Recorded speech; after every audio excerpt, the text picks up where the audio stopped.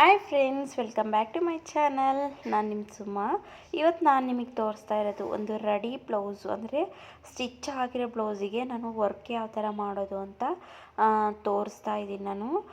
ಇದನ್ನ ಅವರು ನಾರ್ಮಲ್ಲು ಲೇಸ್ನ ಕೊಡಿಸಿ ಸ್ಟಿಚ್ ಮಾಡಿಸಿದಿರಂತೆ. ಒಬ್ಬರು ಟೀಚರ್ ಬ್ಲೌಸ್ ಇದು. ಆಮೇಲೆ ಅವರು ಅದು ಯಾಕೋ ಅವ್ರಿಗೆ ಸೆಟ್ ಆಗಿಲ್ಲ ಅಂತ ಅದೆಲ್ಲ ಬಿಚ್ಚಿ ನಂಗೆ ಇದೇ ಥರ ಮಾಡಿಕೊಡಿ ಅಂತ ಅಮೌಂಟ್ ಹೇಳಿದರು. ಅದು ಅಮೌಂಟಿಗೆ ತಕ್ಕನಾಗಿ ನಾನು ಮಾಡಿ ಕೊಟ್ಟಿದ್ದೀನಿ. ಇವಾಗ ನೋಡಿ ಈ ಥರ ಶೇಪ್ ಇದೆ ಬ್ಯಾಕ್ ಸೈಡ್. ಅವರು ಬೇರೆ ಟೈಲರ್ ಹತ್ರ ಸ್ಟಿಚ್ ಮಾಡಿಸಿರೋದು. ಹಂಗಾಗಿ ನಾನು ನೆಕ್ಸ್ಟ್ ಟೈಮಿಂದ ಈ ಥರ ಮಾಡಿಸ್ಬೇಕು ಅಂದರೆ ನನ್ನ ಹತ್ರನೇ ಕೊಡಿ. ಈ ಥರ ಸ್ವಲ್ಪ ಹಿಂಸೆ ಅನಿಸುತ್ತೆ, ಅಂದರೆ ರೆಡಿ ನಾರ್ಮಲ್ ಪ್ಲೇನ್ ಆಗಿರೋ ಬ್ಲೌಸ್ ಪೀಸ್ ಮೇಲೆ ಹಾಕೋದಕ್ಕೂ ಇದು ಹಾಕೋದಕ್ಕೂ ತುಂಬಾ ಡಿಫ್ರೆನ್ಸ್ ಬರುತ್ತೆ.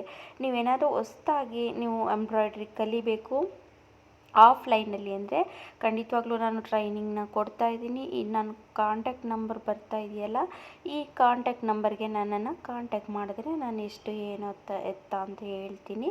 ಆನ್ಲೈನ್ ಕ್ಲಾಸಿಗೆ ಜಾಯಿನ್ ಆಗೋರು ಕೂಡ ಆನ್ಲೈನ್ ಕ್ಲಾಸಿಗೂ ಜಾಯಿನ್ ಆಗ್ಬೋದು. ಆಫ್ಲೈನ್ ಟೈಲರಿಂಗ್ ಕ್ಲಾಸನ್ನು ಮಾಡ್ತಾಯಿದ್ದೀನಿ, ಮತ್ತು ಎಂಬ್ರಾಯ್ಡ್ರಿ ಆಫ್ಲೈನ್ ಕ್ಲಾಸ್ನು ಕೂಡ ಮಾಡ್ತಾಯಿದ್ದೀನಿ.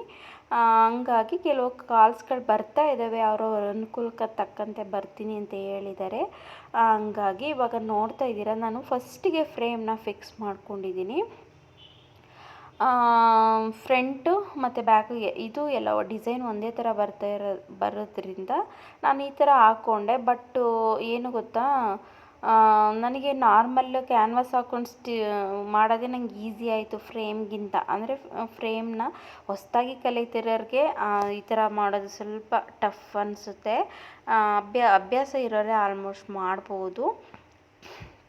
ಅಲ್ಲಿ ಶೋಲ್ಡರ್ ಹತ್ರ ತುಂಬ ಬಟ್ಟೆ ದಪ್ಪ ಇತ್ತು ಫ್ರೆಂಡ್ಸ್. ಇದು ಒಂಥರ ಡಿಸಡ್ವಾಂಟೇಜ್ ಅಂತ ಹೇಳ್ಬೋದಿತ್ತು. ಅಲ್ಲಿ ನನಗೆ ವರ್ಕ್ ಕೂರ್ಸೋಕ್ಕೆ ಆಗಲಿಲ್ಲ.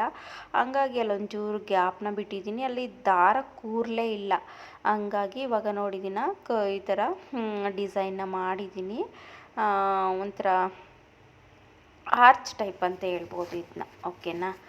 ಆರ್ಚ್ ಟೈಪು ಇದನ್ನು ಡಿಸೈನ್ನ ಮಾಡಿರೋದು. ಮತ್ತು ಅದಕ್ಕೆ ನೆಕ್ಸ್ಟು ಈ ಥರ ಇವಾಗ ಈ ಸೈಡು ಕೂಡ ಅದೇ ಥರ ಆರ್ಚ್ ಟೈಪ್ನ ಮಾಡ್ಕೊತಾ ಇದ್ದೀನಿ. ನಾನು ಸ್ವಲ್ಪ ಝೂಮ್ ಹಾಕಬೇಕಿತ್ತು, ನನಗೆ ಕರೆಕ್ಟಾಗಿ ಬರ್ತಾಯಿದೆ ಅಂದ್ಬಿಟ್ಟು ನಾನು ವರ್ಕ್ನ ಮಾಡ್ಕೊಂಡು ಹೋದೆ. ಇದು ಸೀರೆ ಯಾವ ಥರ ಇದೆ, ರೆಡ್ ಸ್ಯಾರಿನೇ ಬಂದು ಅದಕ್ಕೆ ಕಾಪರ್ ಜರಿ ದಾರ ಇತ್ತು. ನಾನಿಲ್ಲಿ ಲೈಟ್ ಕಾಪರು ಡಾರ್ಕ್ ಕಾಪರು ಎರಡನ್ನೂ ಹಾಕ್ಕೊಂಡು ಮಾಡ್ತಾಯಿದ್ದೀನಿ. ಈಗ ನೋಡಿ ಅದ್ರ ಮೇಲೆ ಸೆಕೆಂಡ್ 2ನೇ ನಂಬರ್ಗೆ ಇಟ್ಕೊಂಡು ಈ ಥರ ಔಟ್ಲೈನ್ನ ಕೊಡ್ತಾ ಇದ್ದೀನಿ. ತುಂಬ ಅಂದರೆ ತುಂಬಾ ಚೆನ್ನಾಗಿ ಬಂದಿದೆ ಡಿಸೈನು. ಲಾಸ್ಟಿಗೆ ತೋರಿಸ್ತೀನಿ ಮತ್ತೆ ನಿಮಗೆ. ಫಸ್ಟ್ ನಾನು ಇಂಟ್ರೊಡಕ್ಷನ್ಗೆ ಅದೇ ಹಾಕಿದ್ದೆ, ಲಾಸ್ಟಿಗೂ ಕೂಡ ಅದೇ ಥರ ವಿಡಿಯೋ ಬರುತ್ತೆ, ನೀವು ನೋಡಿ.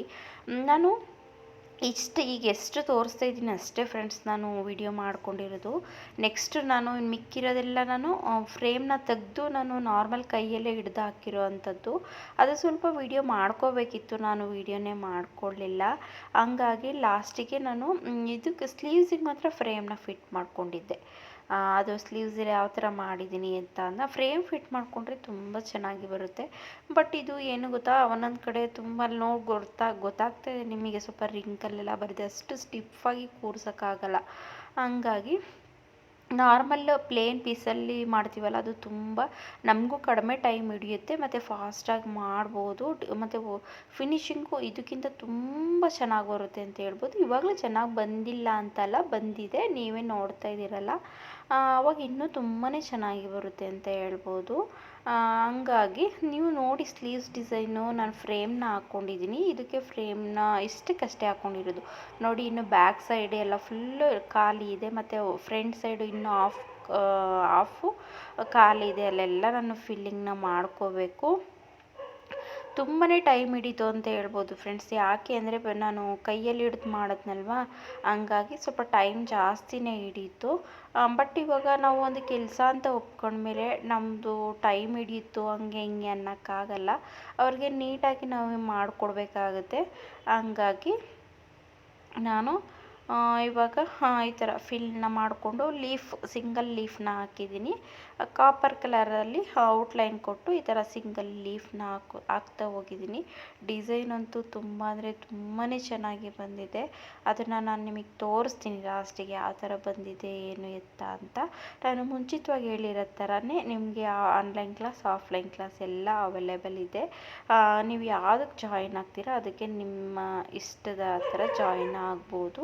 ಇವಾಗ ನೋಡಿ, ಇದು ಫ್ರಂಟು ಅವರು ಕರು ಕೊಟ್ಟಿದ್ರು, ಇದೇ ಥರ ಮಾಡೋಕ್ಕೆ ಹೇಳಿದರು. ಹಾಗಾಗಿ ನಾನು ಅದೇ ಥರ ಮಾಡಿದ್ದೀನಿ. ನೋಡಿ, ಸ್ಲೀವ್ಸ್ ಅಂತೂ ತುಂಬ ಚೆನ್ನಾಗಿ ಬಂದಿತ್ತು ಫ್ರೆಂಡ್ಸ್. ತುಂಬ ಇಷ್ಟ ಆಯಿತು ನನಗೆ ಸ್ಲೀವ್ಸು. ಸೆಂಟ್ರಿಗೆ ಒಂದು ಬುಟ್ಟ ಹಾಕೋಕ್ಕೆ ಹೇಳಿದರು. ಮತ್ತು ಬ್ಯಾಕಿಗೂ ಕೂಡ ನೋಡಿ ಇದೇ ಥರ ನಾನು ಮಾಡಿದ್ದೀನಿ.